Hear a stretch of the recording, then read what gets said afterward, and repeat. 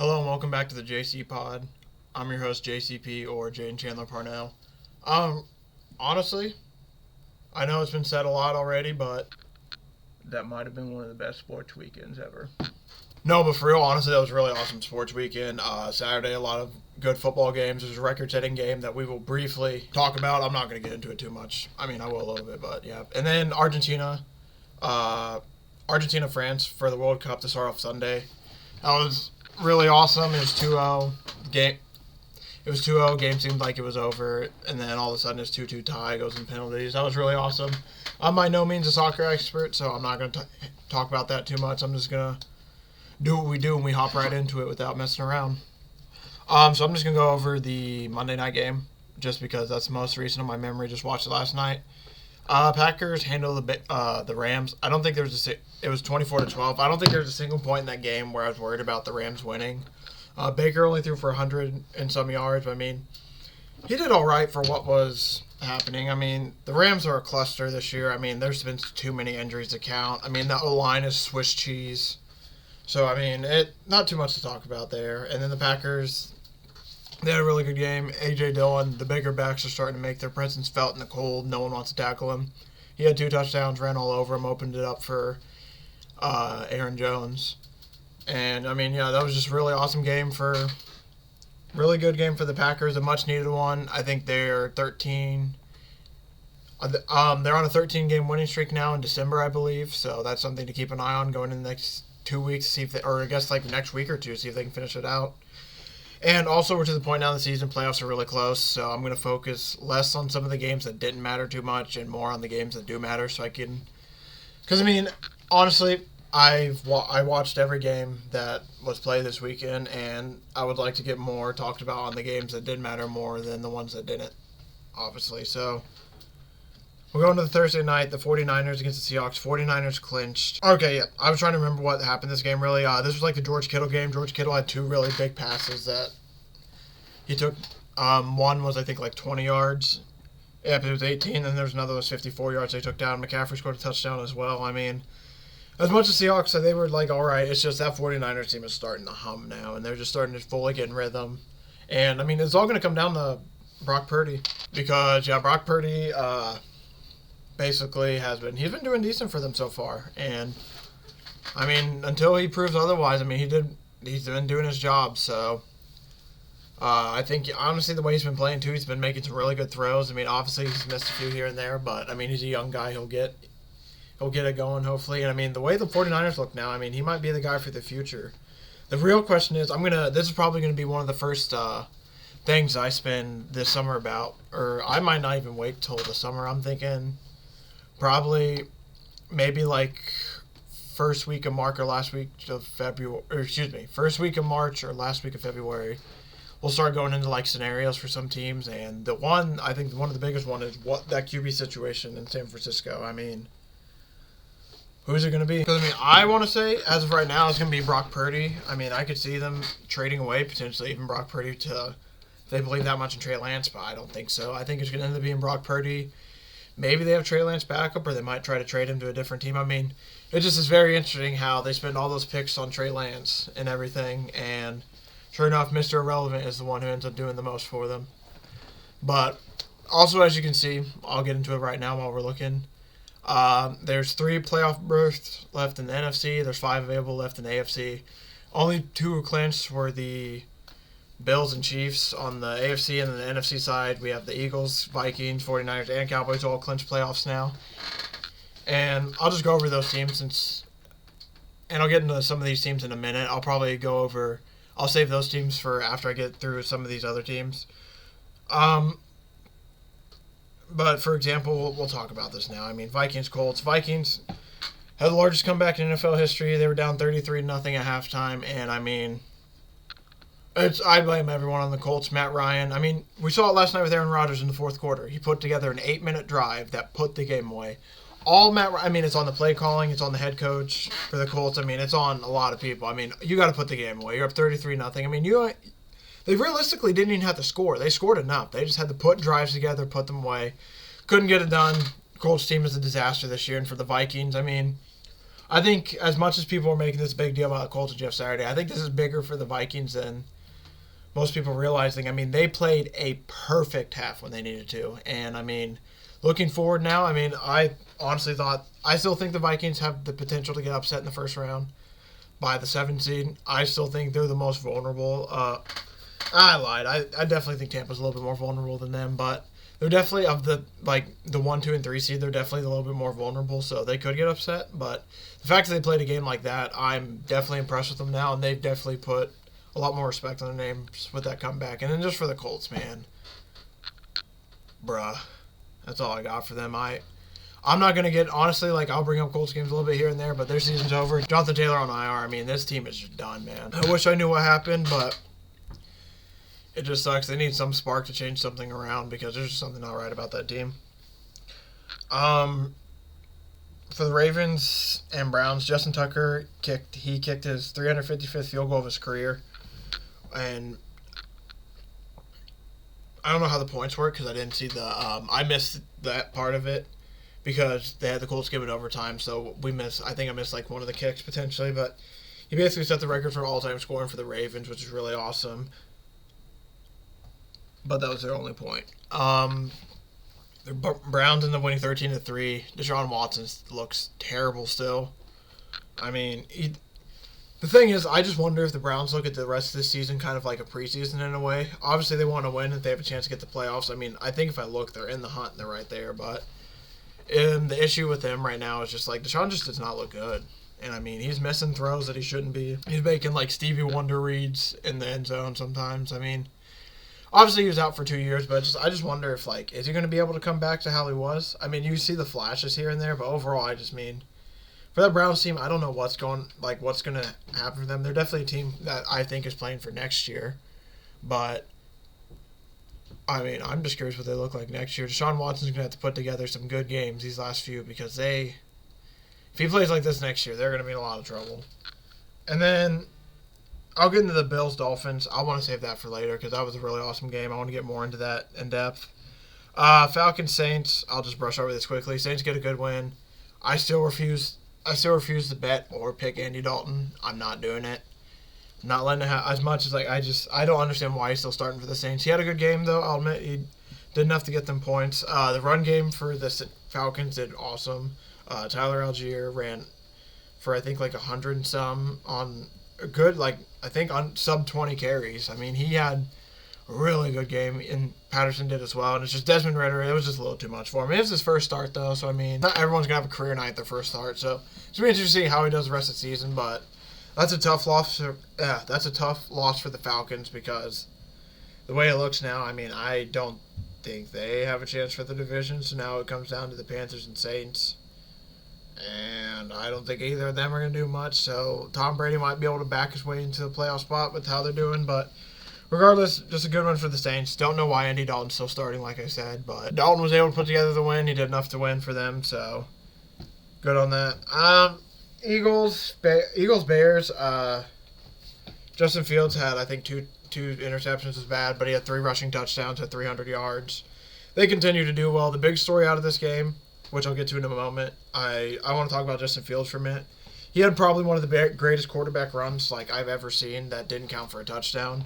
I mean, he should, honestly, I just wish he didn't step out of bounds because I will admit, he's something else on the, it's funny, I heard somewhere, when you watch him run, he takes, takes the big strides, and one big stride is, 3 of Kyler Murray's strides, because he runs with the quick feet. But Justin Fields just gets moving down the field. And the way he avoided the sack to make that run happen, I mean, the Bears really potentially have a good one. If he can get that arm right and just figure out, make some better reads, make better throws, do a little bit. If he can get a little bit more consistent on the passing side, I mean, I don't know how you stop him. Because, I mean, just the running aspect of his game alone makes the Bears dangerous. Add a pass to it, it's going to be yikes. But, I mean, the big news, like I said, for the Eagles, the big news is that Jalen Hurts, shoulder sprain, whatever it is, an issue with his shoulder that potentially he might miss the rest of the season. He's definitely in doubt for the Cowboys game. They made it sound like it's a thing where it's if he needs to go, he could go, but with how their lead's looking, and I mean, regardless, I think they're pretty much locked in for the 1 seed. I mean, I think they need like one or two more wins max to lock in the 1 seed, and they probably could, even with Gardner Minshew in because of how good their team is. So it's gonna be interesting to see what they do like with him in the future. I think for the Cowboys game next week, he's for sure not playing. I want to say it's not a for sure, I guess, but it's like there's a lot of basically. I mean, the way they make it sound is like they're gearing up for Gardner Minshew to start, and a lot of people are preparing for it that way. So regardless, it was honestly like a pretty exciting game to watch. It was 25-20 for the Eagles-Bears. Bears made it very competitive. They hung around, and the Bears are going to be a scary team to watch for next year. Cowboys, Jaguars, I'll get to in a minute. Same with the Lions, Jets. Steelers, Panthers. Steelers get a really good win here with Mitch. The Panthers, bad loss here because, I mean, they had to win out to win the division, so now their hopes are over for playoffs. It's going to be interesting to see what they do with Sam Darnold because, timeout. No, but it's going to be interesting to see if the Panthers stick with Sam Darnold next year. There's rumors that Anthony Richardson could end up with the Panthers potentially. That Panthers team is going to be interesting to see. I don't know what they are really, what to say about that.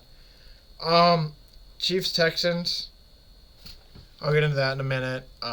Patriots, Raiders. I am for sure about to get into that because, wow. I'll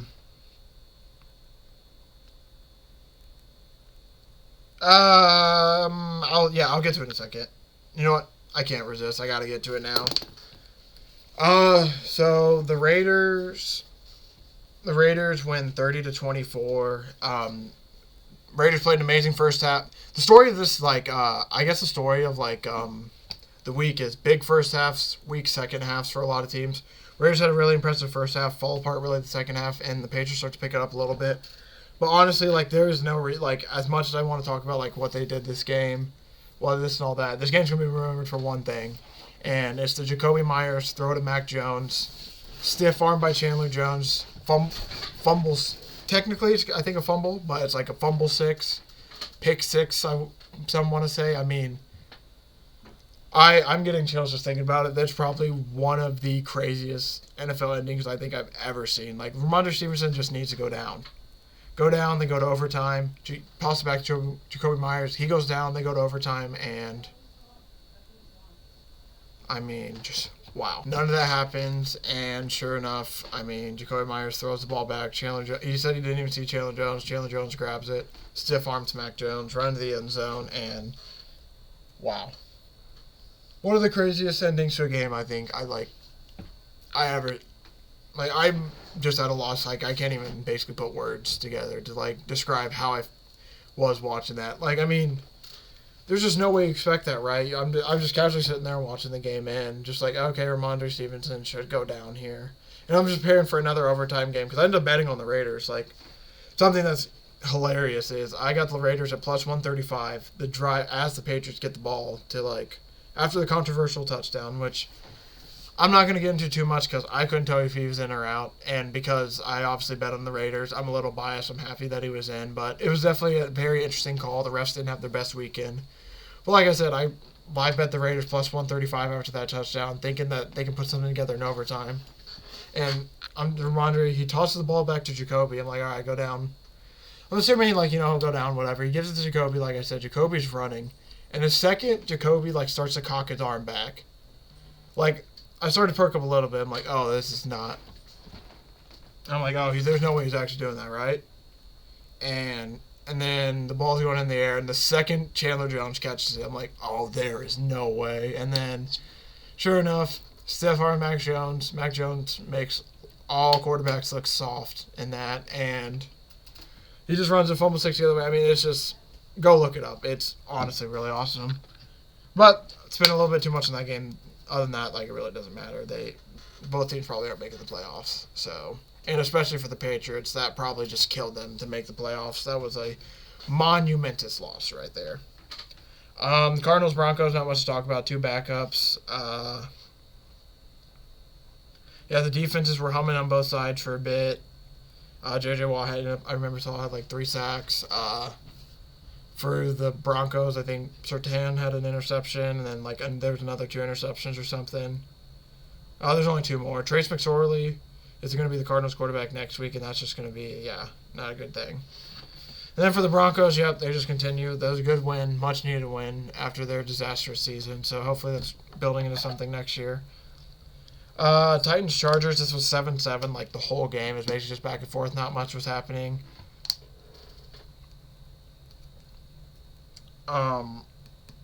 It came down to like a game-winning kick. I feel like I'm missing something with the Chargers Titans game, but just for some reason, all I can remember is it being 7-7. And then the Chargers score. And then the Titans score. And then the Chargers go down the field to make a field goal. But the big thing was, like, Ryan Tannehill hurt his ankle really, really bad. So, like, going into the future, this is going to be really interesting to see, like, what happens with what happens with the Titans. Because this is going to be Malik Willis in the upcoming weeks or what? Because this team has been falling apart, and if it tells you anything about the AFC South, I mean, hey, they're still in the lead by a good game or two. But they might get caught here soon, so that's going to be something very intriguing to look at. But it's a huge win for the Chargers, who, if they win out, they're probably going to be in the playoffs, and there's a good chance they can win out with the schedule they have upcoming, with one of the games being the Colts on Monday night. Last game, that really... So basically now, that's basically sums up most of the games that aren't, that don't matter, I guess don't matter too much. And these are the games that did matter a lot. There's another blown lead. Tom Brady went up 17-0 in the first half, was dominating them. And then the second half, just turnover after turnover after turnover after turnover. Giovanni Bernard, apparently miscommunication with the fake punt, so they snapped the ball to him. He doesn't realize it. Good field position, Bengals score. Tom Brady, interception, Bengals score. Fumble, again, Bengals score, fumble, Bengals score. And then 34-23 ends up being the final. It was 34-17 to a garbage touchdown by the Bucs. And, I mean, Tom Brady just looks awful. There's rumors that he is for sure going to retire this year. He's going to go to the Raiders for one more year. Like, I don't know what's going to happen, but this is one of those years that is hurting the legacy for Tom Brady. I mean, he's been having it rough all year. He's been missing throws. And that team just, like, even though they got some players back on defense to start to do good, I mean, that team just seems funky right now. The Sunday night game was the Giants and Commanders. That was honestly a really awesome game to watch. Giants basically just outcoached the Commanders. And Thibodeau had a game of games. He had like 12 tackles, fumble recovery for a touchdown. Saquon had 13 rushing yards a half. He was pretty quiet, and then the second half he did some stuff here and there, and then the final drives where he took over. Basically, the final drive, the Giants had the ball. He finished the game with like 84 rushing yards. He just had big run. Saquon's been looking good, and that's a really good thing for the Giants because, as you can see, they are 6-7. I think they're now an 88% chance to win the playoffs, get in the playoffs. Which if they didn't win, they were like a 31. And the Commanders went from a 91 if they win to like a 31. And with the Commanders' upcoming schedule, they might be in trouble. Like, there's a chance they're probably going to fall out here. Rivera said he's going to maybe put in Carl Wentz. There's a chance that the Commanders might put in Carson Wentz, potentially, if Heineke doesn't start doing well, which I don't see why they would do, personally. I mean, Heineke's the one who's getting you all these wins and everything, but I don't know. That team's been they've been having issues all year. I mean, Brian Robinson, too, for them, was running all over the Giants. He was getting big gains out of big game. They just didn't start feeding them the ball some here. So, very strange game. But I mean, like I said, a good one for the Giants because now they move up. As you can see, with the two teams right here, the Lions-Jets, this was a really, really awesome game. The Jets' defense held Jared Goff basically no touchdowns till a tight end drag basically turned into a long touchdown. Both defenses on both sides played really hard and were playing really well. I mean, this was honestly a really fun football game. Zach Wilson had some good throws. Like, he had some moon balls that were 50-50 balls that they came up with 3 of them. He gave away 1 of them.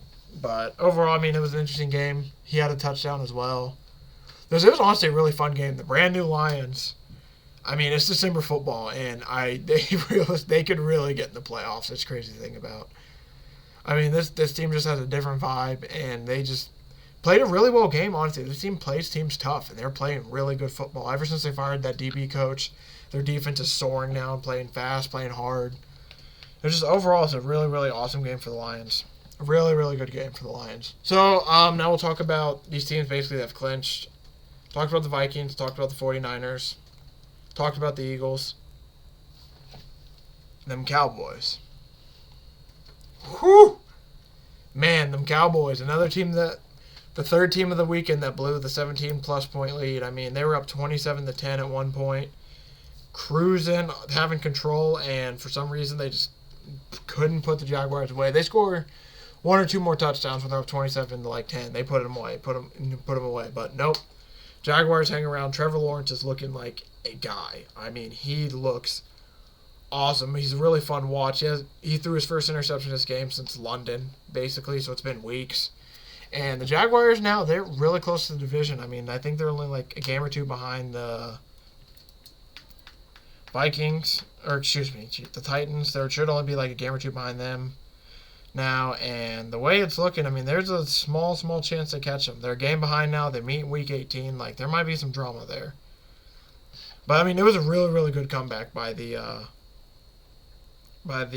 Jaguars. I'm very impressed with them because, like, they're playing a lot better. And just now, Trevor Lawrence is starting to become a quarterback again without Urban Meyer. He's starting to progress and look really good. I mean, truly, truly awesome. Chiefs-Texans, I mean, this game, the Texans are playing teams tough lately. I mean, 17-point dog last week, 14-point dog this week, and they almost took the Cowboys overtime. They took the Chiefs to overtime. And, I mean, they basically had to punt the ball away first drive, strip sack. A strip sack, fumble recovery led to a rushing touchdown for Jerick McKinnon to win it. And, I mean, the Chiefs, they just find ways to win. I mean, you can't talk about it. It was the Chiefs played well.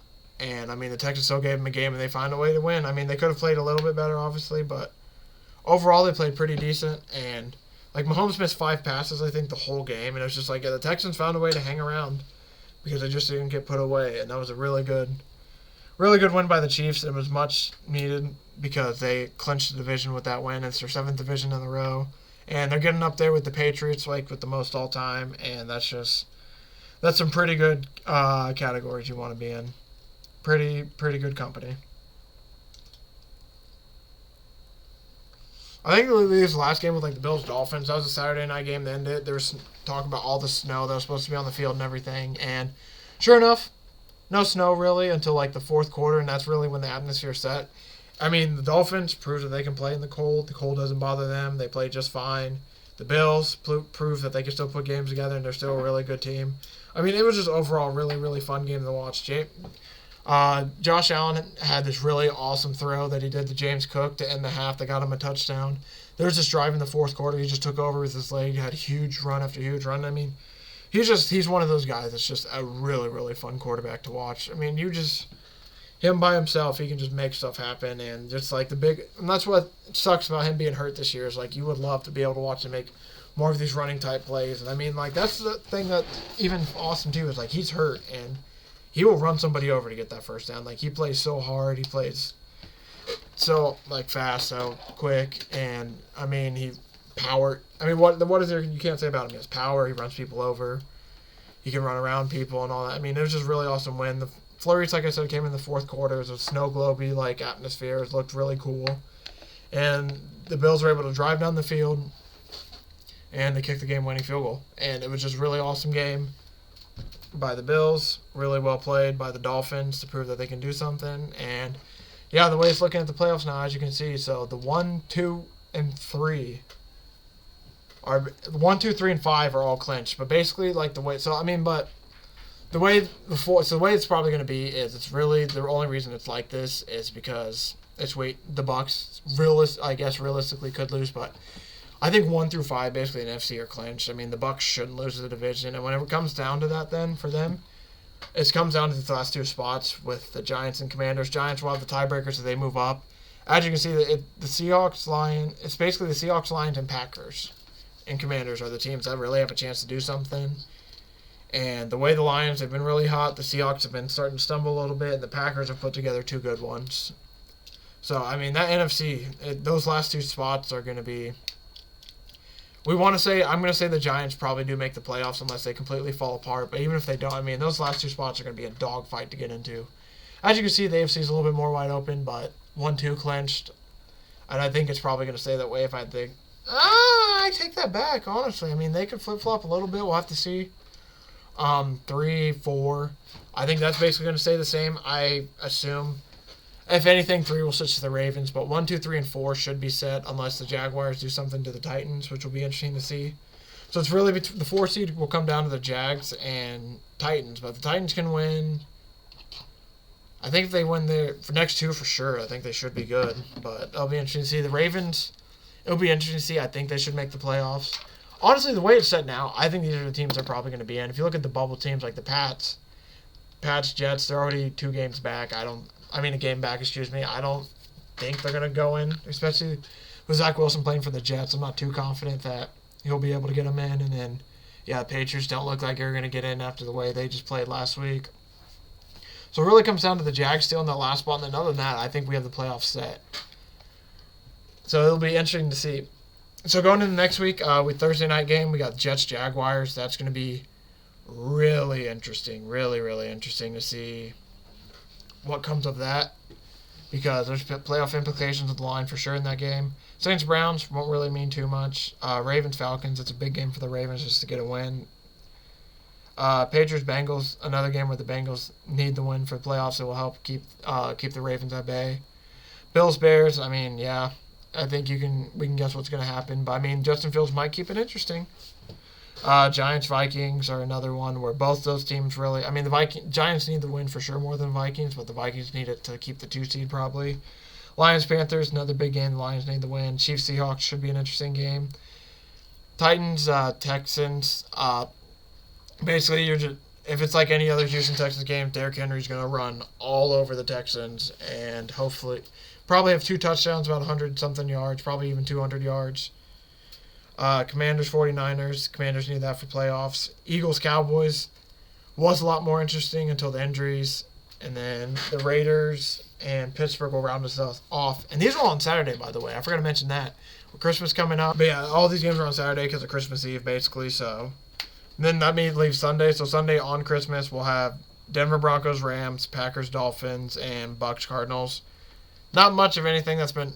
all those games are kind of mad due to all the injuries and everything. And then Monday night, we'll have the Chargers, Colts. So, not a bad way to slate. There's a lot of games that have playoff implications for some teams. As you can see from the list I've been showing while I've been talking about it, there's 2 spots in the NFC, basically, and the way the AFC look, it's probably going to be locked up, but there's some teams that need some wins to keep the spots that they're at, so that's going to be very, very important to see. So now we're going to switch over to college a little bit. We'll go over the bowl games and everything. There's a bowl game going on while I'm happening now. You might see my live reaction to it, you might not. Eastern Michigan's playing San Jose in the Idaho Potato Bowl, and... last time I looked, it was 9. When I started recording, it was 9-13 with 6 or 2 minutes left in the second. Now it's 30-13 Eastern Michigan over San Jose at halftime, and I'm blown away because this game was basically close. And then I start recording, and now it's a blowout. To go along with that, there is UConn played Marshall yesterday. That was a bowl. Marshall basically handled them. It wasn't really too close at all. Kind of disappointing, but Marshall had a really good defense, so. That was realistically going to be a problem for the... I can't even think of their name now, geez. For the UConn Huskies. Also today there's Toledo playing Liberty. I like Toledo, personally, for tonight, but we'll have to see what happens in that game. So that will be a game I'll be talking about next week. So basically for this week, also I'll go over the games that are upcoming, and then I'll wrap up with just talking quickly about some of the college games. Going into tomorrow, Wednesday, we got Western Kentucky, South Alabama in the New Orleans Bowl. Thursday, we'll have Baylor and Air Force in the Armed Forces Bowl. Friday, we'll have Louisiana and Houston in the Independence Bowl. And then Wake Forest and Missouri in the Gasparilla Bowl, I'm assuming. Probably butchering that, maybe. Saturday, we'll have Middle Tennessee versus San Diego State in the Hawaii Bowl. And then no game Sunday. And then next Monday, we'll have the New Mexico State and Bowling Green in the Quick Lane Bowl. And then Tuesday, which you'll be seeing me again next week. Assuming that I recorded a normal time, Georgia, Southern, and Buffalo will be going on. And that'll be the Camilla Bowl. But the rest of hopefully assuming that's scheduled at a normal time, just in case, Memphis and Utah State is the first responder bowl. That basically rounds out the bowl games. I'll be up until the time I record. So other than that, I should be able to get to the next week of bowl games because I'll be leading into the national championship game and everything. But basically, to go off of last week's game, Miami, Ohio loses by 4 to UAB. I didn't really watch that game too much. Couldn't tell you too much of what went on, but Miami covered for me betting-wise. UTSA apparently just did not play very well. They lost 12-18 to Troy, and Troy had I think like 180 yards to 350 to UTSA, so they just couldn't put together drives and get any points. Louisville absolutely handled Cincinnati. I mean, you figured like with Fickle gone and Louisville's coach going to Cincinnati, that Cincinnati might have a little bit of edge to them. So, and they definitely showed it going up 24-7. Oregon State, Florida, I mean, this wasn't competitive at all. Oregon State just beat the hell out of Florida. Florida scored a field goal at the end of the game, and if they didn't, it would have broke a scoring record that basically Florida has. This is one of those records that, like, only the school really knows about. Like, this isn't something that, like, I didn't even know about until they mentioned it on the broadcast. And apparently, like, Florida, since 1988 or 1980, I don't know which one it is. I'm pretty sure it's 88, has not gone scoreless. So that was basically all that saved it. Fresno State absolutely handled Washington State. Didn't watch much of this game. Couldn't tell you too much. But yeah, Boise State, North Texas in the Frisco Bowl. I didn't watch too much of it, but North Texas made it close and competitive. BYU, SMU, didn't see much of this one really either, but BYU won by 1 against SMU. And then the game that was actually really very interesting, even though there was two like bad teams, was Rice Southern Miss. Rice had a 21-point quarter to make it a little bit interesting, but the story of the game is Frank Gore Jr. No, the real story is Frank Gore Jr. I mean, he ran all over Rice. Let me just read you the stat line as it reads from the. I'll just read you out from this. So he had 329 yards on 21 carries. So he averaged 15 yards a carry. Had 2 touchdowns. I think he even played quarterback and threw for a touchdown at one point. Like. Frank Gore had an amazing game. I think he had 345 all-purpose yards or something like that. But monster game from Frank Gore Jr. But yeah, that's basically catching up on all the football action that's been happening this week. I want to do some house cleaning to end it. So the football season ending, this show will start to incorporate some more college basketball into it some. And I'm still going to be mainly an NFL and college football show, obviously, but I'm going to try to incorporate some college basketball, talk about a little bit what's going on. And then when it comes to my picks series, I think we don't do it to the end of the regular season, so we only have like about 2 weeks-ish left. So instead of changing from a pick series, for the rest of at least football season for sure, I'm going to turn it into a probably just like a straight betting show almost, where I'll just basically go over like the NFL games and college games on Thursday. I'll go through like my picks, I'll just probably go through like my picks, what I'm thinking, some of the stuff I like and all that for the Thursday games, and then going on to the weekends. And then once football season's over, I'm not 100% sure left. I'll still probably be doing 2 to 3 episodes a week, but so that first episode will be all the football news, obviously, and then some of the other stuff I have planned, and then that second, I'm still deciding fully what I'm going to do with that second episode. It's going to turn into a little bit of a betting show, but maybe not like fully just me giving out picks totally, but just maybe talking about some of the stuff that I like going into weekends that I like potentially, just because. Yeah, why not? I mean, we'll see though. I still haven't fully decided what I want to do with the second episode weekly, but there are some stuff I do have planned. I just have to decide. But yeah, basically that's going over. That's all the stuff for this week. I mean, it was, like I said, amazing sports week and just like in total, but especially from the football wise, there's just so many awesome games. And yeah, hopefully, I know it's going to be hard to repeat this going into next week, but I mean, hey, if we get anything that's close to it, I mean, that's going to be pretty awesome.